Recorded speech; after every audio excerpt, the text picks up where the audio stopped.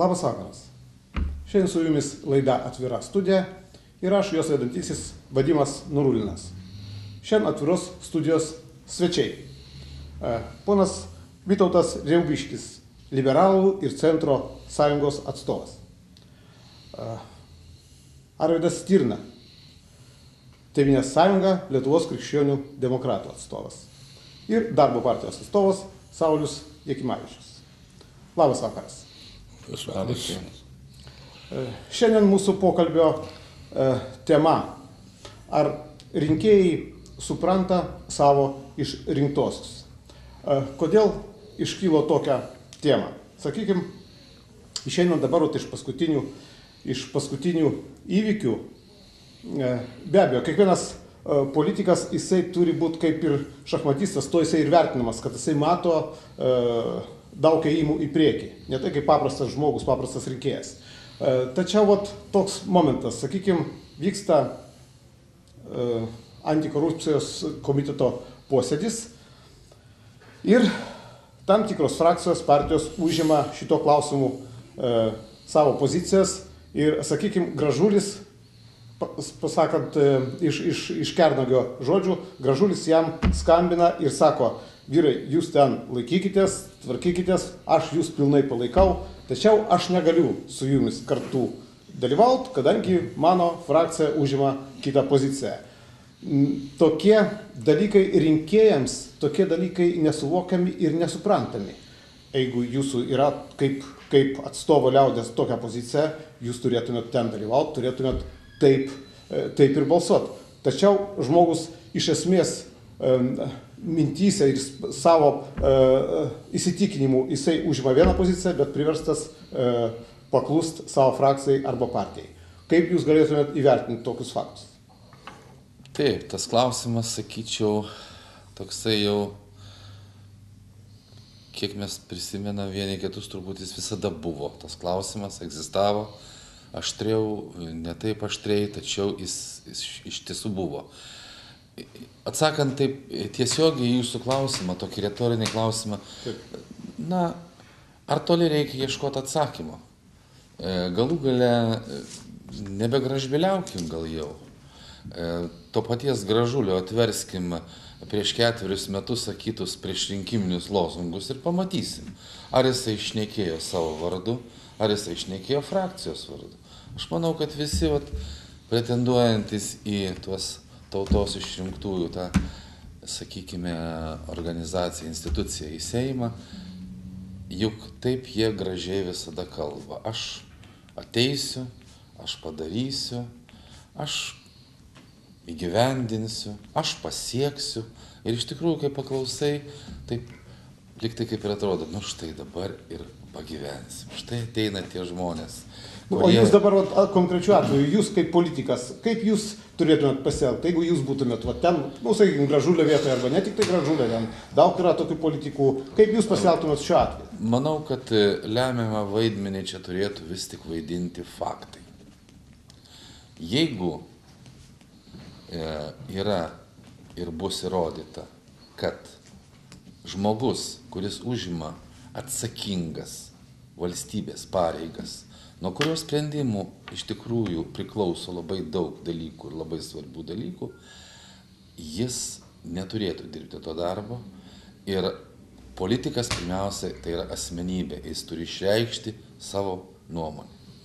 Ir jisai turėtų pasakyti taip, kaip iš tikrųjų yra, o ne prisidengti ten, sakykime, aš negaliu, man ten neleidžia kažkas tai padaryti. Jeigu tu neleidžia, tau neleidžia, dėk mandatą, jeigu tu negali išeik, ir atei žmogus, kuriam jis galės, išdrįs tą padaryti.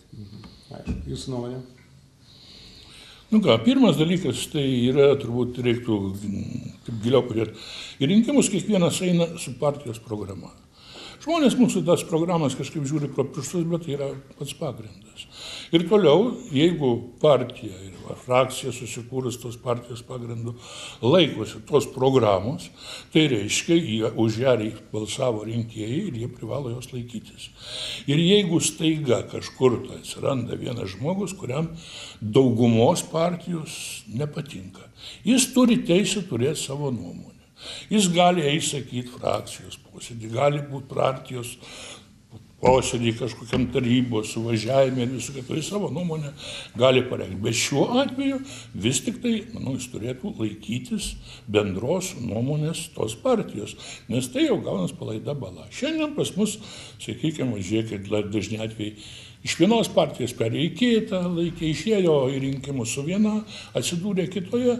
Čia tiesiog nėra tobulo mūsų įstatymo. Čia turėtų iš karto, kur rinktas žmonių, taip, kur pagal sąrašą, iš karto sekančią dieną viso gero tave ateis kitas, kuris šitos partijos, pagal šios programos, partijos programą buvo rinktas.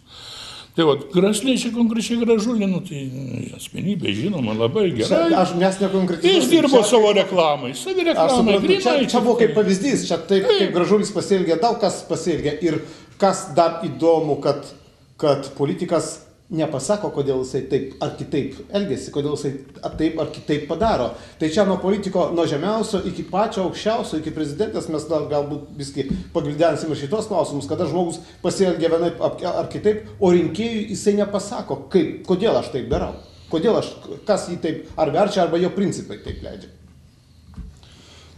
Ačiū. Vis tik gal pradėkime nuo to, kad pas mus yra demokratinė valdymo sistema. O demokratinį valdymo sistemai įeina partijos. Būtent pas mus yra vadinama dviguba rinkimų sistema, kada renka, jeigu kalbėsime apie Seimą, tai ir vienmandatininkai yra renkami ir pagal partijų sąrašus, savivaldybių tarybose yra renkama tik pagal partijų sąrašus.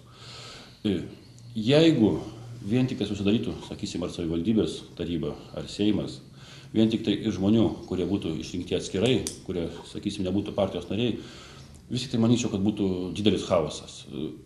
Žmonių daug, nuomonių daug. Čia netgi sakau, apie lietuvius yra sakoma, kad 3 lietuviai 5 nuomonės. Taip, būtų sudėtinga. Manau, kad kolega Arvydas jau truputį klausimą paminėjo, palėtė, kad iš tikrųjų kiekvienoje organizacijoje, demokratinėje organizacijoje, kaip ir, sakysim, mūsų partijos yra, turi partijos valdymo organai turi priimti sprendimus pagrindiniais strateginiais klausimais, kuriais bus balsuojama, sakysim, nuo tų klausimų sprendimų vienokio ar kitokio linkme priklausytų Lietuvos žmonių likimas, ar Lietuvos, ar Jonavos konkrečiai imant mūsų pavyzdį. Jeigu nuspręs partijos taryba vienaip ar kitaip, partijos nariai išrinkti privalo laikytis. Nes tikrai, sakysim, buvo pavyzdžių, galbūt ir ne visiškai gerų, kada praeitą kadenciją Seimo nariai, darbo partijos nariai išreiškė kitokią nuomonę ir jie išėjo į kitą frakciją, atskilo partiją.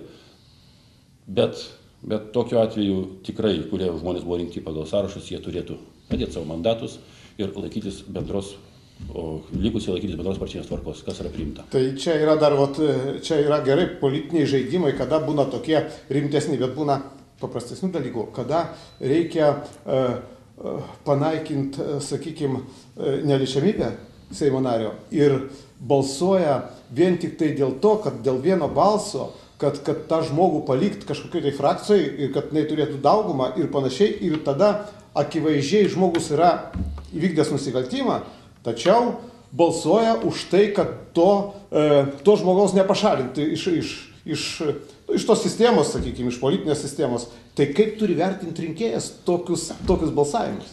Dievai, nereikia žiūrėti Seimą, kada sakot pašalina, nepašalina, nusikaltimas, pažeidimas.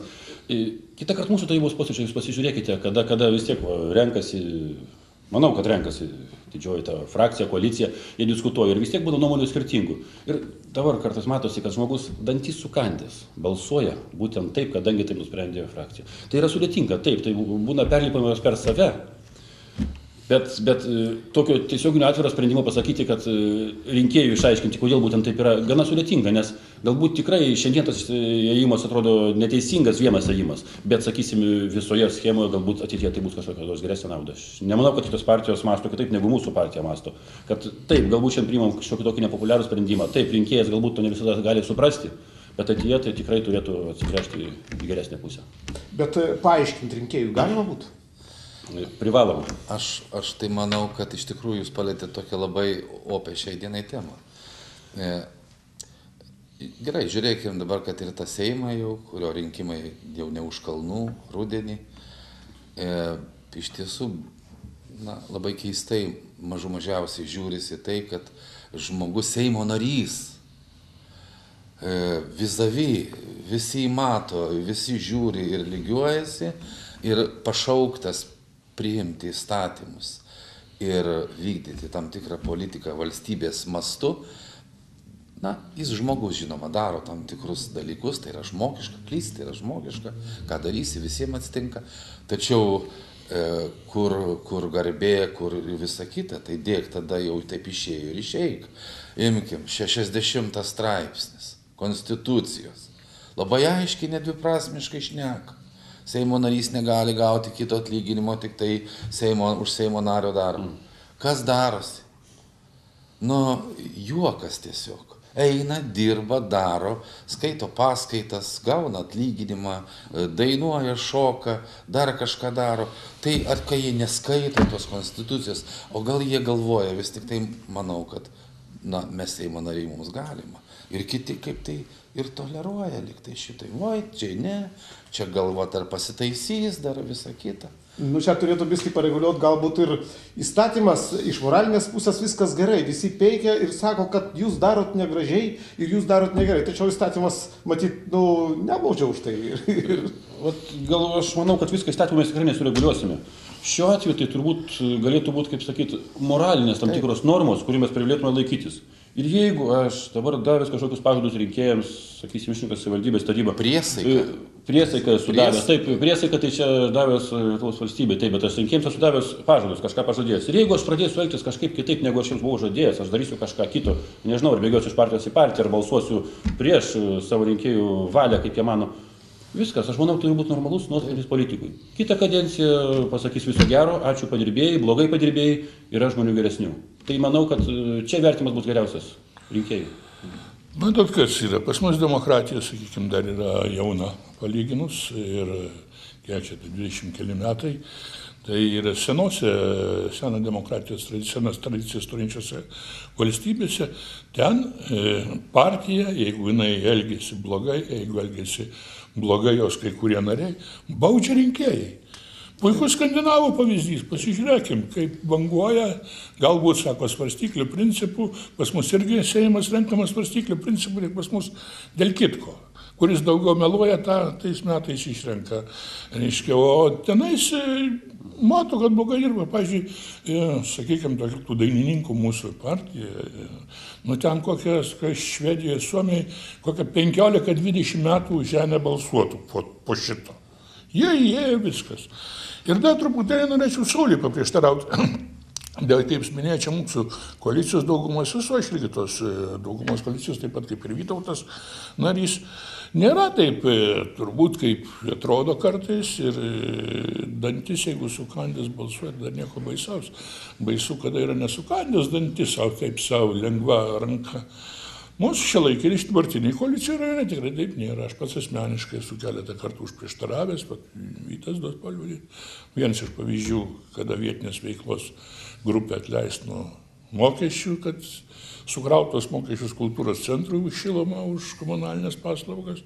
Aš tiesiai šviesiai pasakiau, neisiu su koalicija, esu jos narys, bet aš negaliu peržengti save, savo įsitikinimų, savo moralės principų. Ir tas turėtų būti tikrai, ir jeigu neįsisprendžia savam rate, viskas, galima tą dalyką iš karto atitinkamai įvertinti ir pasakyti.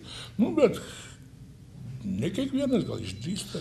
Iš tikrųjų, Tarvydas šiuo atveju labai teisus, nėra tai koalicijoje taip, kad jau ten, sakykime, po šautuvų tave. Aš asmeniškai taip pat, priimant šių metų biudžetą, nebalsavau už jį. Nes man pasirodė, kad jisai netinkamai sureguliuotas. Kad, sakykime, kai kurie dalykai yra jiems skirta daugiau dėmesio negu priklausytų. O kitiem dalykam, sakykime, gal praprištus pažiūrėtų konkrečiai. Aš nesakau, kad savivaldybės administracijos darbuotojų atlyginimai dideli ir jiems nereikėtų jų didinti. Gink Dieve. Tačiau šiandien apie 2 milijonus litų nedagauna pedagogai ryšium su mokinio krepšelio sumažėjimu. Tai palaukit, aš sutinku, tai pakelkim, ar būtinai per 1 metus reikia savivaldybės darbuotojams pakelti, valstybės tarnautojams pakelti atlyginimus šitaip. pakelkim truputį, dadėkim aniems truputį, kompensuokim šitą mechanizmą. Aš siūliau variantą, kad nors dalinai, nors 20% apmokėkim mokytojams, medikams, kultūros darbuotojams, važiuojantiems į kaimą darbo vietoviai. Nors kiek, nors dalinai, nors truputį žmogui padėti. Neatkreiptas buvo dėmesys visiškai į šitą. Tai man toks, pavyzdžiui, biudžetas nebuvo priimtinas, pasirodė ir aš nebalsavau už jį.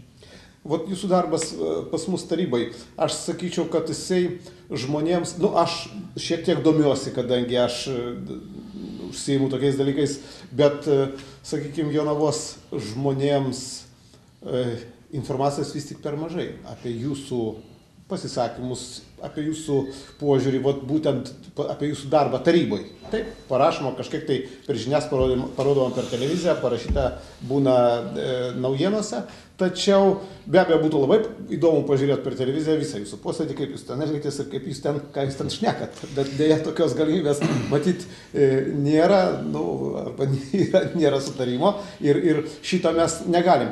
Ir kiekvienų kartų vėlgi aš noriu pasakyti, kad kiekvieno pozicija turėtų būti išsakyta ir žmonės šitą žinotų. Man įdomus dalykas, o dabar kovo 8 buvo susitikę prezidentė, buvo susitikusi su partijos atstovais, matėt jūs turbūt, ir ten jinai pasisakė savo poziciją, bendrom frazėm ir taip toliau. Paskui ponia Degutienė, jau po susitikimo, iš jos ima žurnalistai interviu ir jinai samprotauja, ką turėjo omeny prezidentė, sakydama apie vieną ar apie kitą reiškinį. Interpretuoja.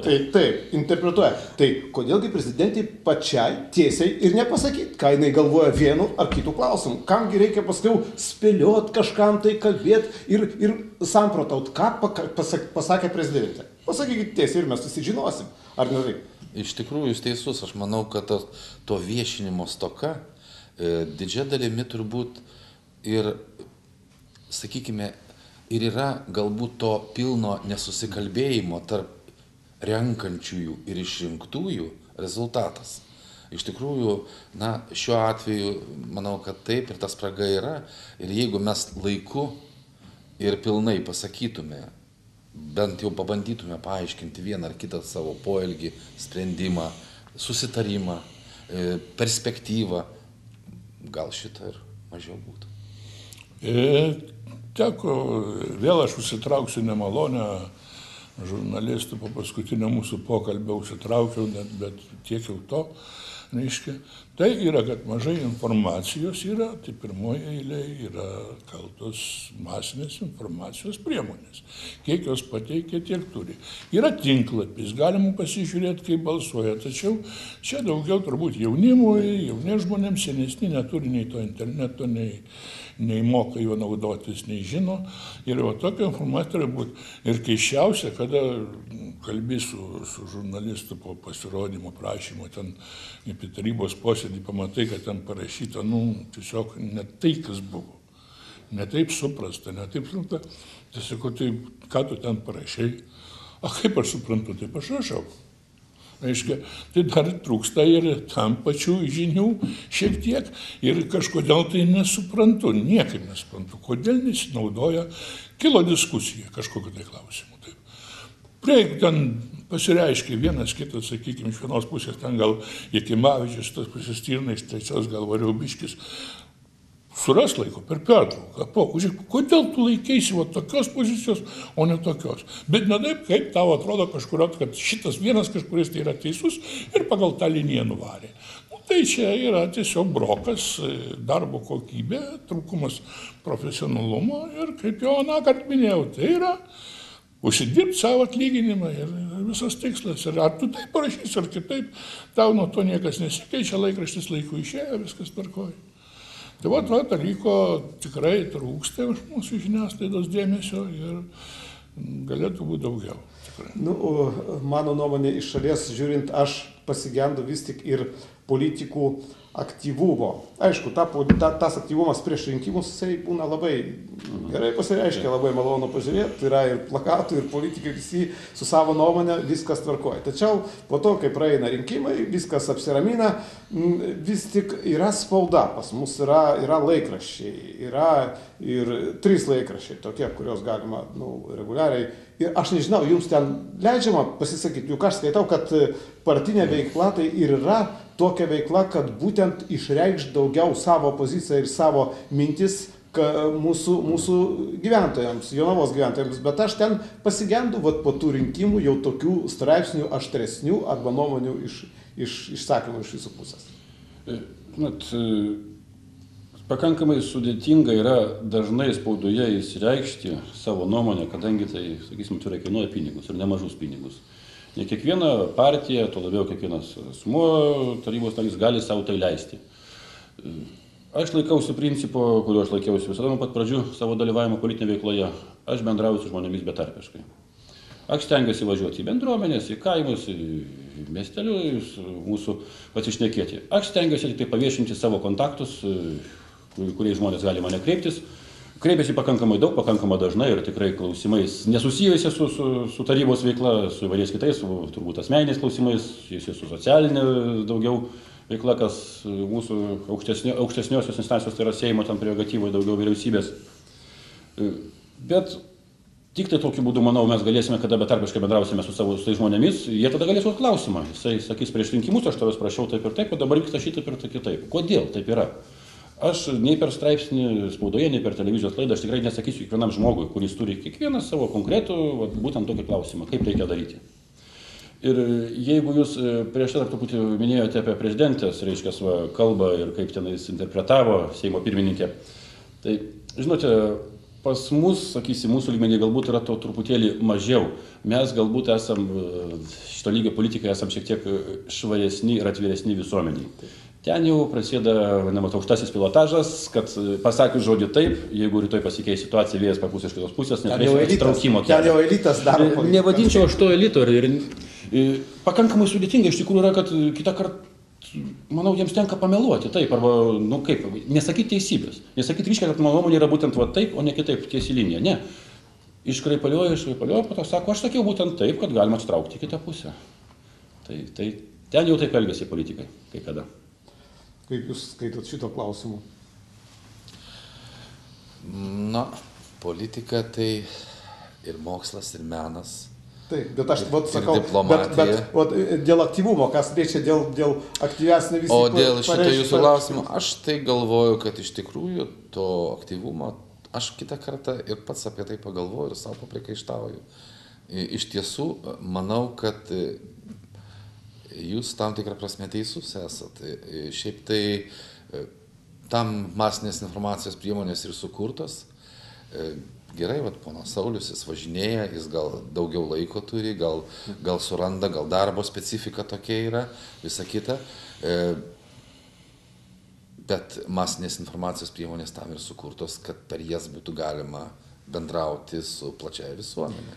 Kaip mūsų politinis aktyvumas iš viso žmonių, kaip jūs skaitot, jūs kaip partijos nariai jau ir turintys patirties, mano manimu, kad to aktyvumo ir iš paprasto žmogaus irgi mažai yra partijose, pas jūs nėra per daug narių, kaip norėtųsi. Partijose narių yra tiek, kiek yra. Galima teoriškai padaryti tą partiją, kad pas mus būtų, sakysim, ir 1000 narių, bet ar tai bus rodiklis, kad mes turėsim būtent, sakysim, 1000 ar 2, nežinau, kiek tai įvertinti. Į partiją žmonės, bent jau pas mus ateina, tie, kurie mano, kad mūsų programa yra teisinga, kad būtent mes laikom teisingą kryptį, dalyvaudami rinkimuose ir jeigu yra galimybė, valdydami Lietuvą, taip grubiai pasakius yra. Ir tie žmonės aktyvūs yra tie, kurie nori dalyvauti politinėje veikloje. Nes berods Čerčilis yra pasakęs, kad kiekvienas subrendęs vyras turi nors šiek tiek dalyvauti politikoje. Na, tai galbūt, kad nebūtų, kaip sakyti, tą pusę, ne kad vien tik vyrų, nes galbūt tais laikais dar trupučiuką daugiau buvo to skirimų moterų. Kiekvienas subrendęs asmuo, jeigu jis yra politiškai subrendęs, jeigu jisai nori dalyvauti politikoje, jisai privalo toj politikoje dalyvauti. Ir dalyvauti labai paprastų principų. Keliais žodžiais nusakomų. Nepatinka, prieštarauk. Prieštarauji, siūlyk. Siūlai, daryk, darai, atsakyk. Bus labai lengva bendrauti. Pas mus aš pastebėjau, kad tie, kurie norėtų dalyvauti politikoje, jie kažkodėl tai visi svajoja tapti seimūnais. Ir dabar pastebėkit, juk eina dabar žmonės iš meno iš karto į Seimą. Jie nenori būti, sakykime, taryboje, Jonavoje, jie nori iš karto.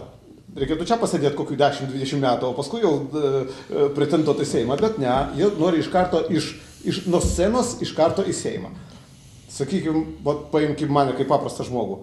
Aš neičiau nei į tarybą, nei į Seimą.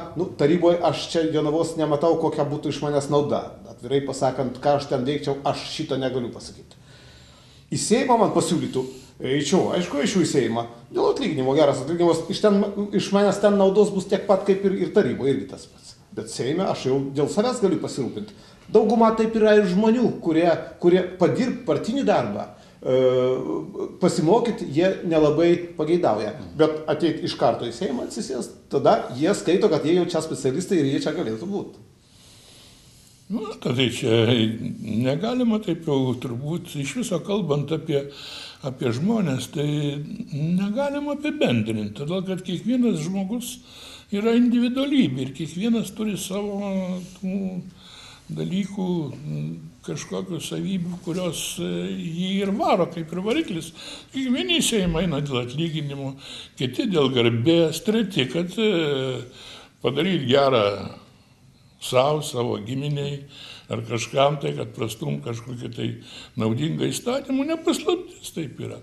Ketvirtai ten nepaminėjot kategorijos, kurie tikrai eina nuoširdžiai dirbti Lietuvai. Ir kurie eina nuoširdžiai dirbti, čia be abejo yra ir nemažai yra tokių ir jie ant šitų praktiškai ir laikosi Seimas. O vien tik tai, sakykime, kaip gali dirbti Seimas normaliai, kaip gali žmonės jo suprasti. Jeigu tik tai truputį kažkas tai kažkur sudrumstė vandenį, tak nukaimėte, toj pat interpeliacija. Toj pat priešlaikiniai rinkimai, pakentėkit, ponai mėly, padirbėkit, aš nežinau, mėgstu nugrįžti kartais ir istoriją, prisimenu atgimimo tos laikus, kada rinkom aukščiausią tarybą. Buvo ir, kaip sako, ir bet kam aišku, kad laimės Sąjūdžio kandidatai, turės daugumą, kad jie formuos politiką ir visą kitą. Ne. Dar tik pirmas turas praėjo rinkimų ir jau renkami parašai, kad aukščiausios tos tarybos pirmininku, kuriamoje dabar Seimo, pirmininku būtų Algirdas Brazauskas. Nors daugumą turėjo Sąjūdis, visiems buvo aišku, kad bus, reiškia, Landsbergis pirmininkas čia ir kiekvienas. Ne, rinkti parašus, pradėti skaidyti, draskyti žmonės ir nuo šito prasidėjo ir praktiškai vyksta draskymasis, Lietuva atsidūrė antroje vietoje. Arba jeigu gal net paskutiniai, susieikit šiandien kelios partijos stambios, susieikit, atsisėskit, per rinkimus pasidraskit, susirinkim vietas, dabar padirbėkim Lietuvai. Raskim bendrą tašką, bet ne kažkokią prieštaravimą. Viršūnė man labai patinka Mazgronis. Aš jį klausau ir sakau, jeigu mano valia būtų, tai šį vaikų darželį ir jis ten tegu dėsto, suprantat. Vien tik tai prieš, ar jis nesupranta nieko, ar jis... apsimeta. Svarbiausia, kad nesupranta žmonės. Ir žmonės skaito paskui, kad valdžia dirba savo, o žmonės gyvena savo. Kadangi jie nesupranta tų procesų, kas ten vyksta, kodėl taip yra ginčiamasi ir kodėl yra tokia situacija. Čia yra didžiausia problema. Ir kiekvienas politikas, kalbėdamas, už kiekvieno žodžio turėtų būti darbai. Ir būtų aiškumas žmonėms. Ir įgauti pasitikėjimą, tai čia yra vienas dalykas, bet dar reikėtų jį išlaikyti, tą pasitikėjimą. Čia dar problema politikų yra, kadangi pasitikėjimą įgauti viskas, pažadais viskas kaip ir išeina, bet praeina kiek laiko ir žmonės mato per televiziją, per spaudą, kad tai yra tik tai kalbos ir tos kalbos yra tuščia. Ir žmonės šito nesupranta ir nenori suprasti. Ačiū Jums už pokalbį, mūsų laikas baigėsi. Ačiū. Ačiū žiūrėjusiems mūsų laidą, iki sekančio trečiadienio ir norim dar priminti Jums, kad Jūs galėsit pažiūrėti mūsų laidą interneto adresu ava.lt. Viso gero.